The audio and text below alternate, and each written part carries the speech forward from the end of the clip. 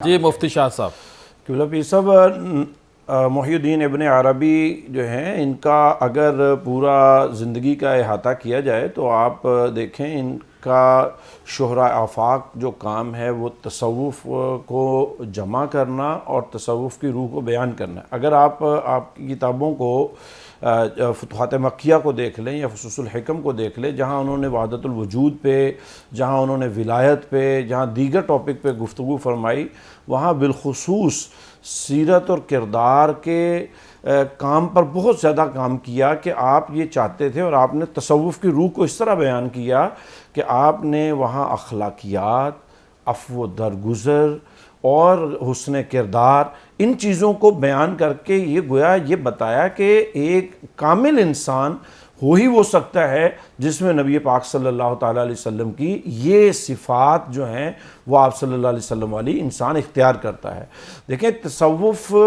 میں آپ کا نام ہے، شیخ اکبر فی تصوف ہیں آپ، اور آپ کو محی الدین کا لقب اسی لیے دیا گیا کہ آپ نے دین میں جو اس وقت، اس زمانے میں جو دین کے لوگوں ملاوٹ آ چکی تھی، جو ملاوٹ آ چکی تھی، جو دیندار طبقے کے اندر کمیاں پائی جا رہی تھی، آپ نے ان میں وہ کمیوں کو دور کیا اور اسلام کے نقطہ نگاہ کو آپ نے اس فلسفیانہ انداز میں، اس دلائل کے طریقے سے بیان کیا کہ جس کی وجہ سے اس زمانے کے پڑھے لکھے لوگ، آپ کے ہم عصر کا اگر دیکھیں تو